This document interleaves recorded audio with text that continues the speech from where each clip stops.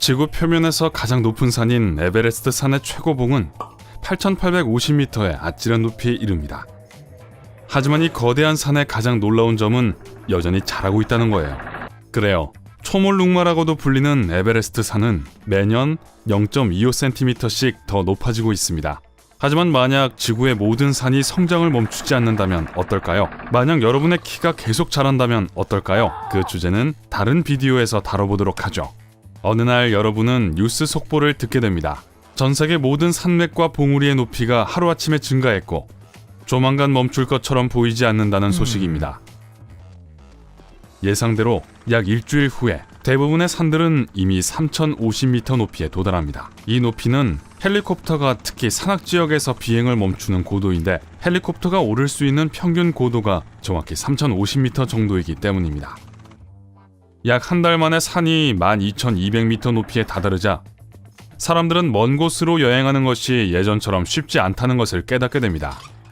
왜냐하면 지금은 비행기 표를 살 수 없는데 대부분의 비행기 노선이 폐쇄되었기 때문입니다. 항공기의 평균 순항 고도는 9,150m에서 1,670m입니다.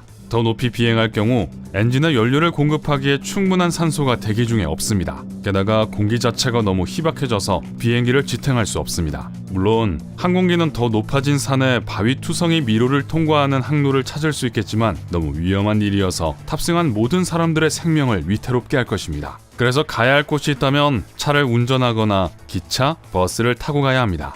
항해도 더 위험해졌는데 지표면에 있는 산만 높아진 것이 아니기 때문입니다. 전 세계에는 10만 개가 넘는 해저산이 있으며 그중 약 3만 개가 태평양에 있습니다.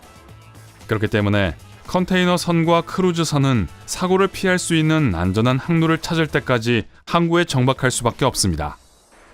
하지만 전 세계 화물의 90% 이상이 바다로 운송된다는 사실을 기억하세요. 기름, 기계부품, 장비, 전자제품, 옷과 신발, 식품과 음료, 가구, 장난감, 그 밖의 모든 것들도요. 컨테이너 선이 전 세계 바다를 항해하는 것이 너무 위험하기 때문에 사람들은 일상생활에서 당연한 것으로만 여겼던 많은 물건들이 극도로 부족해졌다는 것을 실감하기 시작합니다. 산악인들은 더 이상 산 정상을 정복할 수 없어 괴로워합니다. 문제는 사람들이 2,440m의 높이에서 이미 고산병을 느끼기 시작한다는 것입니다. 그리고 에베레스트 산 정상에 오르기 위해 매우 건강해야 하고 완벽한 준비가 필요합니다. 지금까지 약 5,000명만이 이 산의 정상을 정복했습니다. 정상의 산소량은 해수면보다 3배나 더 적습니다.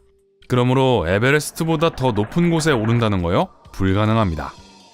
하지만 산이 점점 더 커지고 높아지면서 또 다른 심각한 문제가 나타납니다.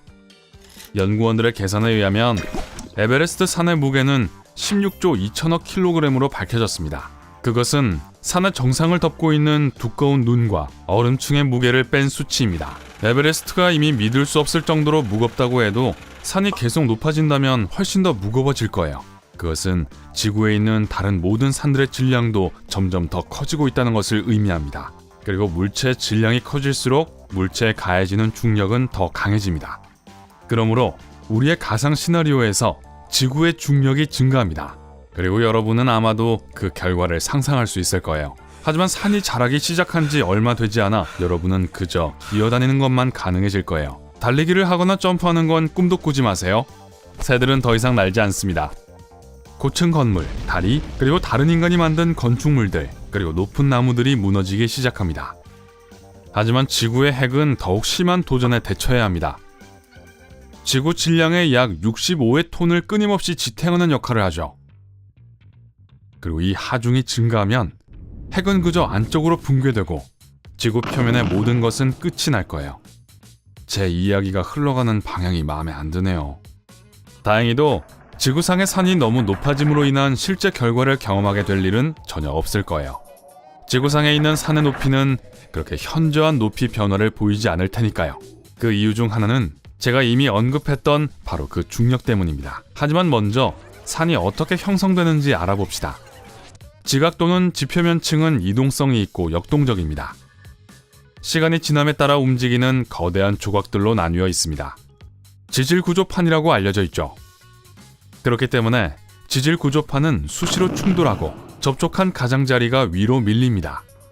그렇게 산이 태어납니다.